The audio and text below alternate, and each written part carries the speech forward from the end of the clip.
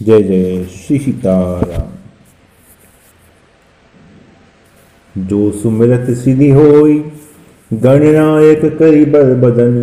करऊ अनुग्रह सोई, बुद्धि रास शुभ गुण सदन।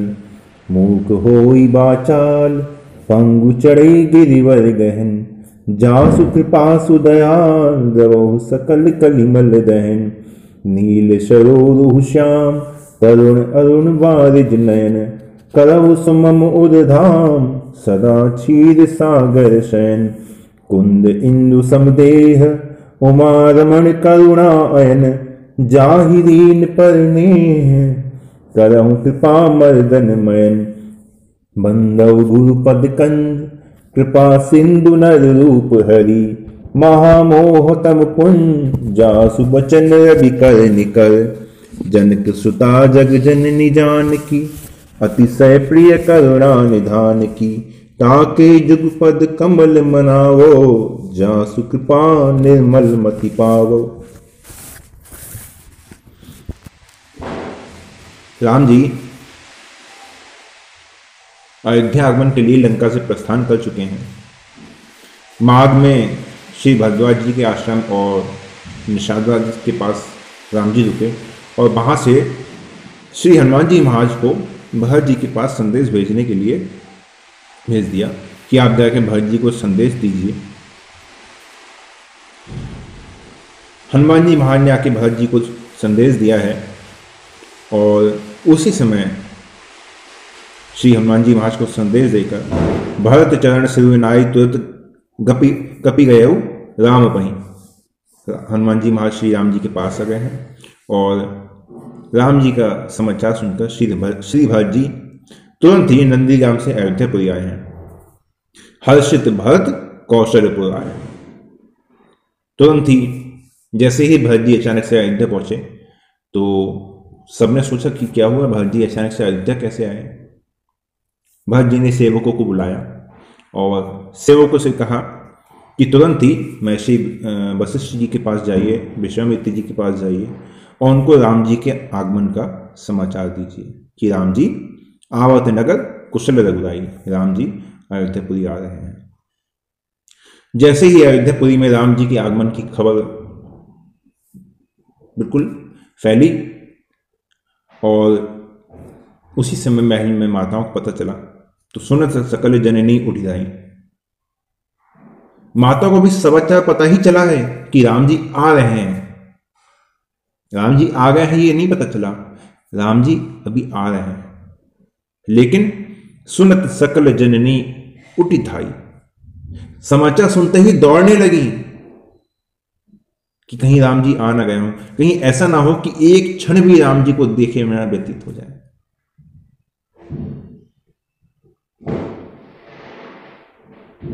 नगर में जितने लोग हैं वो अलग अलग प्रकार से राम जी के स्वागत के लिए दधि दूर्वा लोचन फल मूला, नव तुलसी दल मंगल मूला, कोई दही दूब है ना, और उबटन फल फूल मालाएं राम जी के पाने के लिए फूल,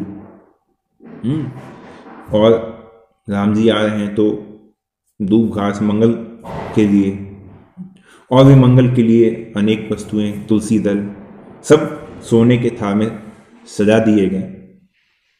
और गावत चली सिंदूर गामनी, अनेक स्त्रियां उन थालों को लेके माताओं के साथ साथ आगे की ओर चली। राज्य में तो समाचार फैल गया और राज्य में जो खेतों में जो लोग काम कर रहे थे, जैसे ही उन सबको राम जी के आगमन का समाचार मिला, एक एक करने कहे बूझ ही भाई तुम देखे दयाल रघुराई। सब वहां से उठ के दौड़ने लगे, सब अयोध्या नगर की ओर दौड़ने लगे और दौड़ रहे हैं तो मार्ग में सबसे क्या पूछ रहे हैं, अरे तुमने राम जी को देखा है क्या, राम जी आ गए क्या, तुमने राम जी का दर्शन किया, रघुनाथ जी आ गए क्या। सब एक दूसरे से पूछते हुए दौड़ रहे हैं। कितना सुंदर दृश्य है अयोध्यापुरी का। अवधपुरी प्रभु आवत जानी, भई सकल शोभा के खानी। बड़े सुहावन त्रिविध समीरा, भई सरजू अति निर्मल नीरा। अयोध्या की जो शोभा राम जी की जाने से समाप्त हो चुकी थी, वो संपूर्ण शोभाओं की खान आज अयोध्या है। अवधपुरी प्रभु आवत जानी, अयोध्या को लगा कि राम जी आ गए। जैसे जीव के देह से प्राण निकल जाए तो जीव का कोई अस्तित्व नहीं होता, उसी प्रकार अयोध्या से राम जी चले गए तो अयोध्या श्रीहीन हो गई। सभी शोभाएं, सभी संपदाएं जैसे नष्ट हो गई हैं।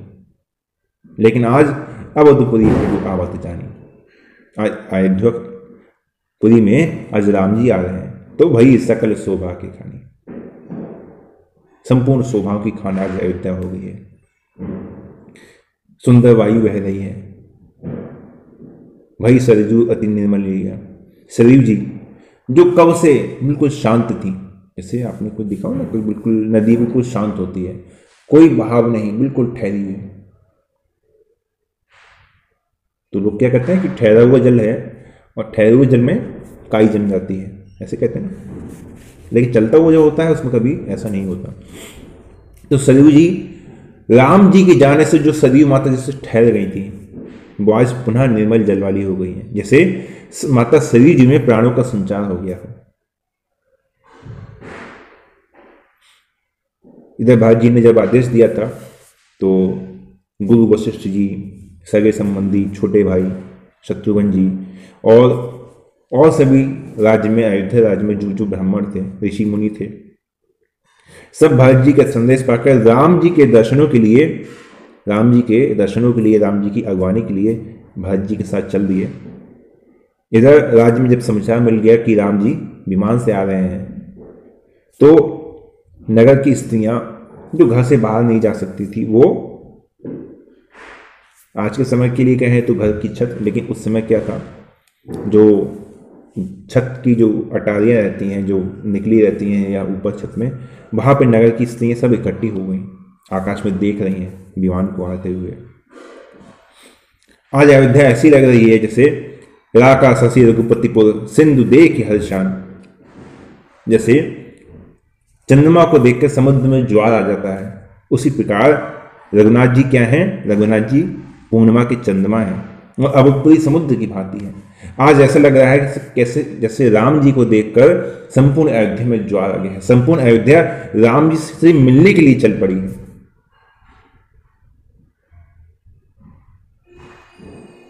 राम जी जब अयोध्या निकल के निकट आए तो राम जी सुन कपीस अंगद लंकेशा पावन पुरी रुचि है दिशा। सुग्रीव जी अंगद जी हनुमान जी से कह रहे हैं कि देखो यही अयोध्या है? यद्यपि सब बैकुंठ बखाना, वेद पुराण विदित जग जाना। यद्यपि सब बैकुंठ, सबने बैकुंठ की बड़ाई करी है कि बैकुंठ है भगवान का निवास है, बैकुंठ है, लेकिन वेद पुराण विदित जग जाना, लेकिन वेद पुराण ये बात को जानते हैं। भले ही सब कहते हैं कि ठीक है, हाँ बैकुंठ है, बैकुंठ जाना चाहिए, बैकुंठ की प्राप्ति करनी चाहिए, लेकिन नहीं, वेद पुराण महत्व को जानते हैं। वेद पुराण विदित जग जाना, अवधपुरी संप्रिय नहीं सो, यह प्रसंग जाने कई को। मुझे अयोध्यापुरी के समान कुछ भी प्रिय नहीं है। ये बात कौन जानता है? यह प्रसंग जाने को। सब इस बात को नहीं जानते कि मुझे अयोध्यापुरी कितनी प्रिय है। इसके लिए आप सभी को बीच में एक कथा सुनाई थी, जो धोबी था, इसने भगवान की प्रेरणा से माता सीता पर आक्षेप किया था, उसके बाद फिर भगवान की आगे ही लीला हुई थी। लेकिन वो धोबी भी अंत समय में श्री साकेत धाम का अधिकारी हुआ था। क्यों? क्योंकि वो अयोध्या का निवासी था, इसलिए। तो अवधपुरी संप्रिय नहीं सो, यह प्रसंग जाने को। राम जी को अयोध्या इतनी प्रिय है। जन्म भूमि मम पुरी सुहावनी, उत्तर दिशि बह सरजू पावनी। जाम जनते बिनहि प्रयासा, मम समीप नर पावहि बासा। अति प्रिय मोहि इहाँ के भासी, मम धाम दापुरी सुख रासी। हर से सब कपि सुनी प्रभु बानी, धन्य अवध जो राम बखानी। ये मेरी जन्मभूमि है और इसके उत्तर में संपूर्ण शुभ को प्रदान करने वाली परम पवित्र श्री सरयू जी हैं। और वो कैसी हैं? जा मज्जन ते बिन ही प्रयासा, मम समीप नर पावही वासा। कोई साधन करने की आवश्यकता नहीं, कोई भक्ति की आवश्यकता नहीं, कोई भजन की आवश्यकता नहीं, किसी धाम में जाने की आवश्यकता नहीं, कोई नाम जप की आवश्यकता नहीं। कितनी महिमा कर दी रघुनाथ जी ने माता सरयू की। भगवान के दर्शन की आवश्यकता नहीं। जा मज्जन ते बिन ही प्रयासा, मम समीप नर पावही वासा। बस सरयू जी में स्नान कर लिया, साकेत धाम में चला गया, अधिकारी नहीं हो गया। अधिकारी की तो बात अलग है, अधिकारी से तो बाद में अधिकार छीना जा सकता है, लेकिन यहां पे अधिकारी वाली बात नहीं कही। जा मज्जनते बिना ही प्रयास, बिना प्रयास के कुछ कॉल करना है। अरे शरीर को स्नान करवाने में भी कोई प्रयास लगता है क्या? कोई प्रयास लगता है शरीर को स्नान करवाने में? कुछ नहीं लगता। और फल क्या है? मम समीप नर पावही वासा, मेरे समीप रहता है। आप कहां हैं? आप साकेत में हैं, तो साकेत धाम में ही सीधे अधिकारी हो जाता। अब साकेत धाम ही जाएगा, ये अब कहीं नहीं जा सकता। क्यों? क्योंकि इसने सरयू जी में स्नान कर लिया। अब आप सोचें, अरे सरयू जी में स्नान तो हमने भी कर लिया, हम भी अयोध्या गए थे, हम भी भले ही 5 वर्ष पहले गए, 10 वर्ष पहले गए, पिछले वर्ष गए, ये हम जाने वाले हैं, हम भी जाके अयोध्या पुरी जाएंगे तो सरयू जी में स्नान कर लेंगे, हम भी साकेत अधिकारी हो जाएंगे। बिल्कुल हो जाएंगे, लेकिन ऐसे नहीं। जैसे नाम का फल जो है वो सबके लिए अलग अलग होता है। कामी क्रोधी नाम ले रहा है, उसके लिए नाम का फल अलग होगा। कोई विशुद्ध भक्त है, वो भगवान का नाम ले रहा है, उसका फल अलग होगा। जो कोई संत है, महात्मा है, संसार से विरक्त हो चुका है, केवल जन कल्याण का उद्देश्य ही उसके अंदर है, उसके नाम का प्रभाव अलग होगा। उसी प्रकार माता सरयू है, जिसके भाव में जितनी दृढ़ता होगी उसके लिए माता सरयू का प्रभाव भी ऐसा ही होगा। जो बिल्कुल यही मान लेगा कि बस अब स्नान हो गया, अगर मैंने स्नान कर लिया तो मैं भगवत धाम ही जाऊंगा, अब कहीं जाने वाला नहीं हूं, मुझे और किसी साधन की आवश्यकता नहीं है, मुझे और किसी साधन की आवश्यकता नहीं है, मुझे और किसी साधन में लगने की आवश्यकता नहीं है। यदि मैंने स्नान कर लिया तो मैं भगवत धाम जाऊंगा ही जाऊंगा। यदि दृढ़ निश्चय हो जाए तो सरयू जी में स्नान करते ही तत्क्षण उसे भगवत धाम का अनुभव हो सकता है। कहने सुनने की बातें नहीं है। राजस्थान के एक संत थे, उनका भी मैंने एक बार जीवन चरित्र आपको सुनाया था। राजस्थान के संत थे, उनके मन में यही बात आ गई थी। एक दिन रात में बैठे, कैसे क्या करें, भगवान के दर्शन तो करने हैं, भगवत धाम के दर्शन तो करने, क्या करें। मानस जी पढ़ रहे थे, उत्तरकांड में थे, जैसे ही प्रारंभ किया तुरंत चौपाई सामने आ गई, भावावेश आ गया। अब भावावेश ऐसा आया, अब प्रभु की कृपा से आवेश आया हो, जो भी भावावेश ऐसा आया, तुरंत वही मानस जी है ना, मानस जी को वहीं बंद किया, झोले में डाला। उसी समय रात के 10 बजे, 11 बजे, 12 बजे के आसपास की बात, उसी समय उठे, सीधे अयोध्या जी के लिए चल दिए। उसी समय राजस्थान से अयोध्या कहां है, उसी समय अयोध्या जी के लिए चल दिए।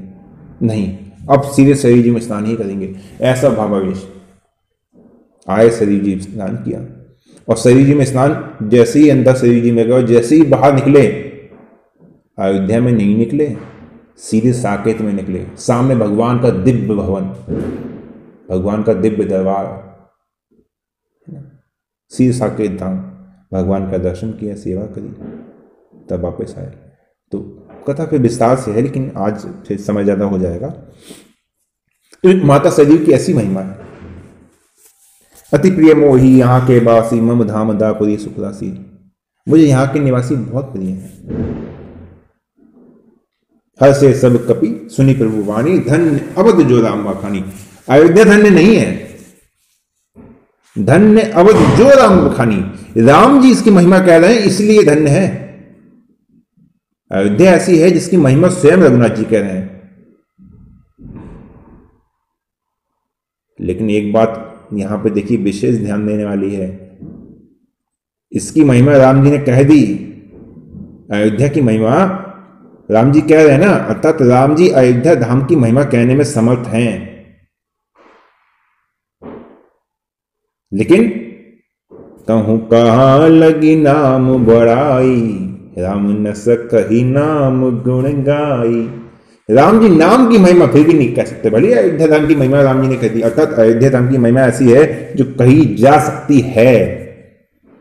राम जी कह रहे हैं ना, मतलब कही जा सकती है, लेकिन नाम की महिमा पे राम जी भी बिल्कुल मुंह पे उंगली रख लेते, बस शांत, मैं नहीं कह सकता, नाम की महिमा मैं नहीं कह सकता। ऐसा परम पावन उनका नाम है। राम जी ने जब देखा कि अयोध्या पूरी पहुंच गए, सब लोग सामने सब दर्शन के लिए खड़े हुए हैं, तुरंत ही राम जी ने पुष्पक विमान को आज्ञा दी, विमान नीचे उतरा और भरत जी के साथ सब लोग राम जी के साथ मिलने के लिए आगे आए।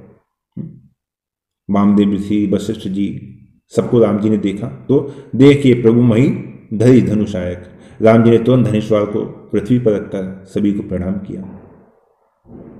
अनुज सहित अति पुलकित था और उनके दर्शनों से राम जी का लक्ष्मण जी के सहित रोम रोम पुलकित हो रहा है।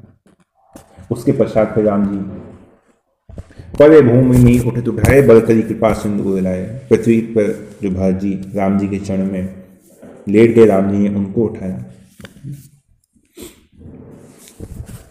उसके बाद फिर राम जी ने अयोध्या वासियों को सबको दर्शन दिया है। प्रभु बिलो के हर से पूर्ववासी। राम जी को देखकर सभी अयोध्यावासी परम प्रसन्न हो गए। लेकिन जैसे राम जी ने भी अयोध्या राम की महिमा कही ना, और साथ में क्या कहा कि अयोध्यावासी अति प्रिय मोही यहाँ के वासी, मुझे यहाँ के वासी अत्यंत प्रिय हैं।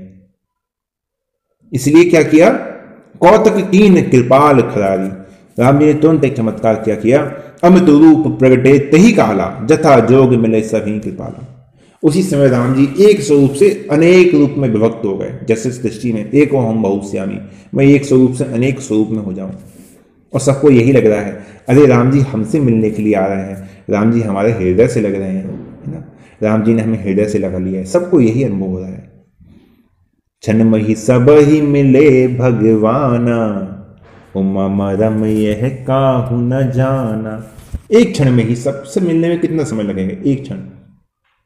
लेकिन उस एक क्षण में ही रघुनाथ जी ने सबको तृप्त कर दिया। लेकिन हे पार्वती, ये रहस्य कोई जान नहीं सका। यही विधि सब ही सुखी करी रामा, आगे चले सील गुण धर्मा। आगे राम जी चले हैं, सभी माताओं के सामने गए हैं। माताओं ने सबको, सारी माताओं ने राम जी को लक्ष्मण जी के हृदय से लगाया है। सासों ने सब ही मिले वे दी। उसके पश्चात सभी माता जानकी से मिले और राम जी की आरती वहां उतारी गई है। कनक थार आरती उतारी, बार बार प्रभु गाते न रहे, बार बार राम जी के अंगों की देख रही हैं। माताओं का हृदय बड़ा कोमल होता है। राम जी को देख रही हैं, राम जी के सुंदर कोमल अंगों को देख रही हैं, तो माता बार बार मन में यही बात कह रही हैं कि कवन भांति लंकापति मारा, ये मेरा सुकोमल, मेरा बालक, इसने कैसे रावण को मारा होगा, है ना। अति सुमार जुगल मेरे बारे, निश्चय सुबट महाबल मारे। ये तो निश्चय है, बड़े सुबट हैं, बड़े महावट होते हैं, कैसे मारा। माता इतने विचार कर ही रही थी कि उसी समय राम जी ने गुरु वशिष्ठ जी के पास जाके, साथ में जो हनुमान जी महाराज हैं, सुग्रीव जी हैं, अंगद जी हैं, उन सबकी ओर संकेत किया। लेकिन यहाँ पे एक विशेष बात है, हनुमनादि सब वानर वीरा, धरे मनोहर मनुष्य शरीर। सब यहाँ पे मनुष्य शरीर से आए हैं, अर्थात जो जिस प्रयोजन के लिए देवता से वानर बने थे, वो तो प्रयोजन पूरा हो गया। उसी लिए तो हुए थे ना, ब्रह्मा जी की आज्ञा से सब वानर के स्वरूप से आए थे। अब वो प्रयोजन पूरा हो गया, रावण का वध हो चुका है। अब जब राम जी के साथ आए हैं तो साधारण सामान्य मनुष्य वेश में आए हैं।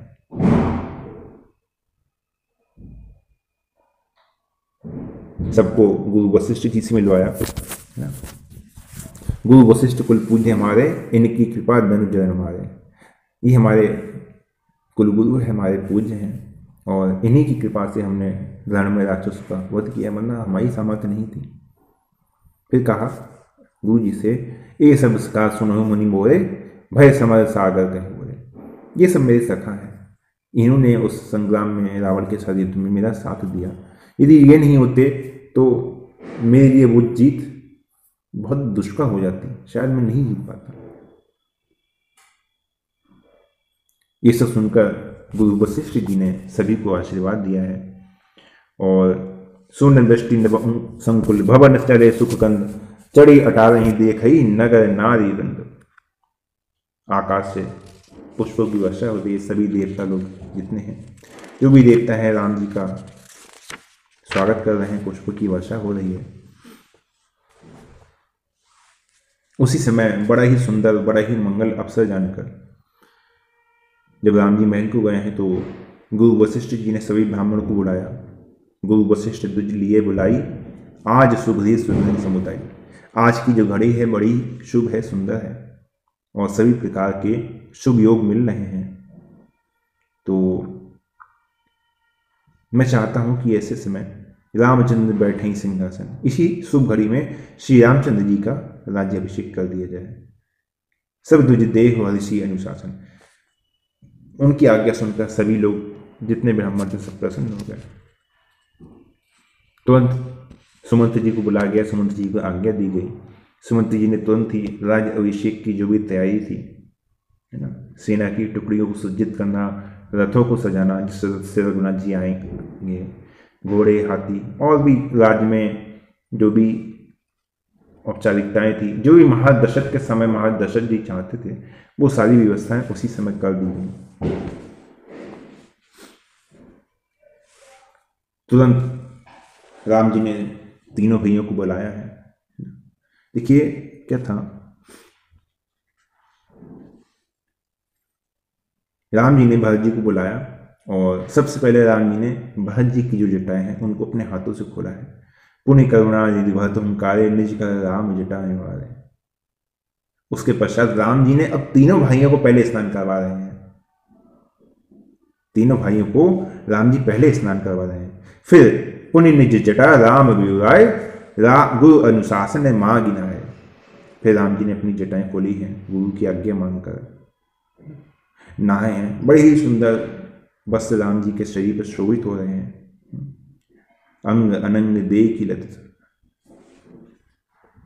उसके पश्चात फिर माता ने सासुन सादर जान की हिम्मत जन तुरंत कराई, दिव्य वसन भूषण अंग अंग सजे बनाई। सभी माताओं ने जानकी जी को, माता जानकी को स्नान करवा के बड़े ही सुंदर आभूषण वस्त्रों से सज्जित किया है।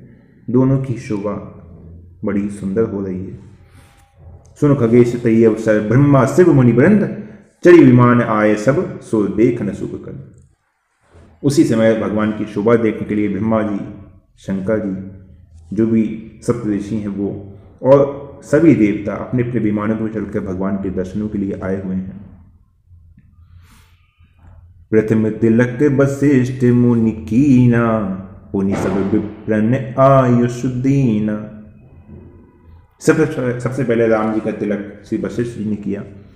उस प्रकार उसके पश्चात अन्य सभी ब्राह्मण हैं, उन सबको आज्ञा दी कि आप भी एक एक करके आके श्री रघुनाथ जी का तिलक कीजिए। सुत बिलो की हर्षि महतारी, बार बार आरती उतारी।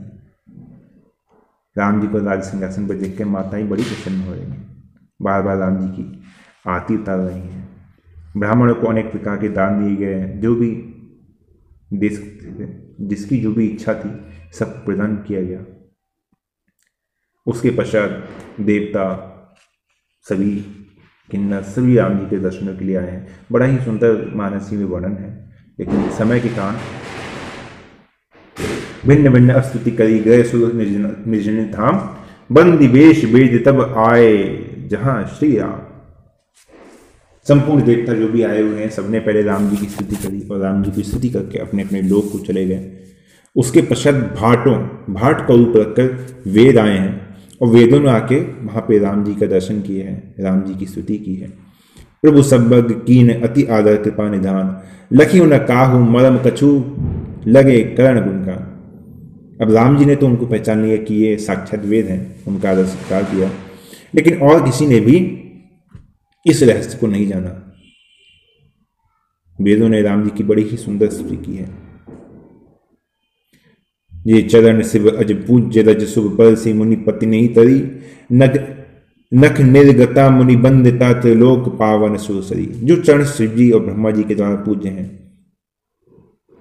जिन चरणों का स्पर्श पाकर गौतम ऋषि की पत्नी जो अहिल्या है वो तर गई, जो चरणों के नख मुनियों के द्वारा बंदित हैं, त्रिलोक को पवित्र करने वाली जो नदी गंगा जिनसे निकली है, इस प्रकार से बड़ी ही सुंदर राम जी की स्तुति करी है वेदों ने। और राम जी की स्तुति करने के बाद फिर पुनः वेद ब्रह्मलोक को लौट गए हैं। सबके देखत वेदन कीन अति उदार, अंतर ध्यान भय मुनि गए ब्रह्म आकार। ब्रह्मलोक को सब चले गए हैं। उसी समय वहां पे शंकर जी आए हैं। वैन्य ते सुनी शंभु तब आए जह रघुवीर। उसी समय वहां पे शंकर जी है। अब स्वरूप से तो कोई भी नहीं आया है, लेकिन अपने अपने अनुसार, अपने अपने स्वरूप के अनुसार जिसको जो स्वरूप सुंदर लगा वहां पे राम जी की स्तुति करने के लिए, जिसको जो सुअवसर जान पड़ा उस सुअवसर का लाभ उठाने के लिए वो उसी स्वरूप से आया है।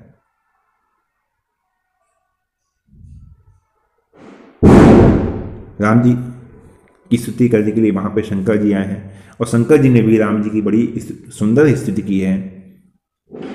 जय राम रमा रमनम शमनम भवतापप व्याकुल पाहि जनम।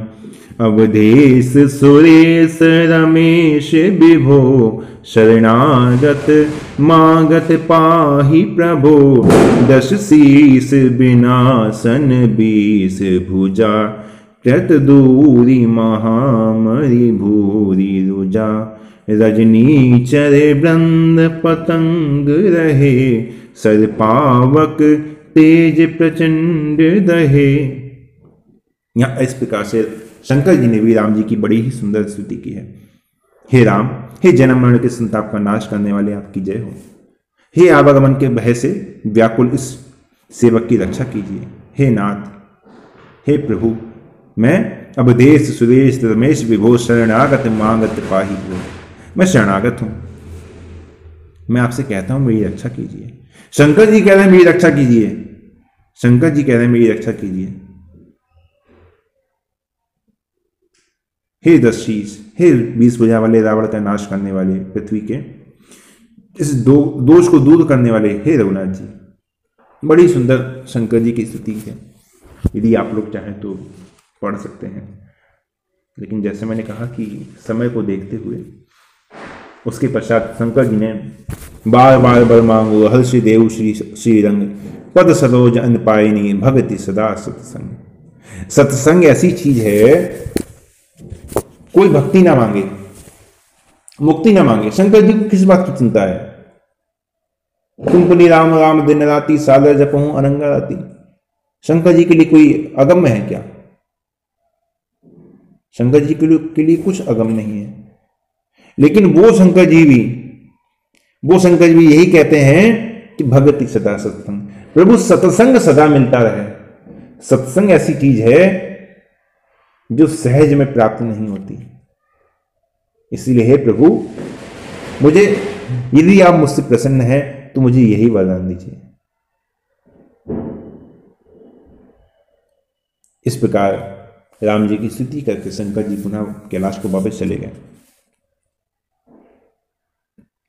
सुन खगपति यह कथा पावनी, त्रिविध ताप भय धव न तावन। ये गौड़ जी कागुष्णी जी को सुना रहे हैं। सुन खगपति यह कथा पावनी। हे गौड़ जी, ये कथा सबको पवित्र करने वाली है, इसको सुनिए। देह के दैविक भौतिक पापा राम राज काहू नहीं व्यापा। वही काल इस कथा का भी है। जो भी इस कथा का पाठ करते हैं उनको त्रिताप से मुक्ति मिल जाती है। त्रिविध ताप भव भय दावनी। भय, ये संसार के भय को नष्ट करने वाली है। जे सकाम नर सुनहि जे गावहि, सुख संपत्ति नाना विधि पावहि। सुर दुर्लभ सुख कई जग माही, अंतकाल रघुपति पुर जाहि। जो सकाम भी हैं, कोई बात नहीं, सकाम है, जो सुनते हैं इस कथा को, गाते हैं, तो जब तक वो इस जगत में रहते हैं तब तक सुख संपत्ति नाना विधि पावहीं, अनेक प्रकार के सुख भोगते हैं, संपत्ति पाते हैं, और अंत में सुर दुर्लभ सुख कई जग माही, जो देवताओं को भी दुर्लभ है ऐसे सुख का इस जगत में भोग करके अंतकाल रघुपति पुर जाएं, अंत समय भगवत धाम को प्रयाण करते हैं। सुर दुर्लभ सुख कई जग माही, इस जगत में देवताओं को जो सुख दुर्लभ है वो भी इस जगत में उनको प्राप्त होते हैं। कौन सा ऐसा सुख है जो देवताओं को दुर्लभ है? सुख में, स्वर्ग में हर प्रकार की सुविधा है। यहाँ भले ही आपका एसी चल रहा है, आपके मन से आपको टेम्परेचर ऊपर नीचे करना पड़ता है, देखना पड़ता है, बिल तो ज़्यादा नहीं आ रहा, कहीं ऐसा तो नहीं लाइट चली गई या लाइट चली जाए, गर्मी में रहना पड़े। स्वर्ग में ऐसी कोई व्यवस्था वहाँ पे नहीं है। वहाँ तो मन की गति है बस। मन ने कहा कि हवा ठंडी होनी चाहिए, हवा ठंडी हो गई, मन ने कहा थोड़ी गर्म होनी चाहिए, गर्म हो गई। वहाँ हर प्रकार की सुविधा है। तो वो जो देव दुर्लभ जो सुख है वो कौन सा है? वो भक्ति का सुख है, जो देवताओं को भी दुर्लभ है, जो सुख उन्हें प्राप्त नहीं होता। ऐसा ही नहीं कि जो सकाम नर सो नहीं जगावई, सुख संपत्ति नाना विधि पावई। सकाम कि हमें 1 करोड़ दे दो, 5 करोड़ दे दो, बंगला गाड़ी, ये सब सकाम नहीं। भक्ति की बात कही है, मूल में भक्ति की बात है। जो क्योंकि देव दुर्लभ जो सुख है वो केवल भक्ति से प्राप्त हो सकते हैं। अंत है आनंद, अपने अंतर में भगवान को अनुभव करना, वो सुख वो देवताओं को नहीं प्राप्त होता। वो सुख प्राप्त होगा तब अंतकाल रघुपति पुर जाहि, तब अंत में फिर भगवत धाम को प्राण हो गया। भले ही जीवन में सकाम भाव रहा हो, लेकिन यदि ऐसी स्थिति है, अपने अंतर मन में बैठे हुए भगवान को पहचान लिया है, तो ऐसी ही स्थिति, ऐसी ही गति को प्राप्त हो गई। अंतकाल रघुपति पुर जाहि, सीधे भगवत धाम।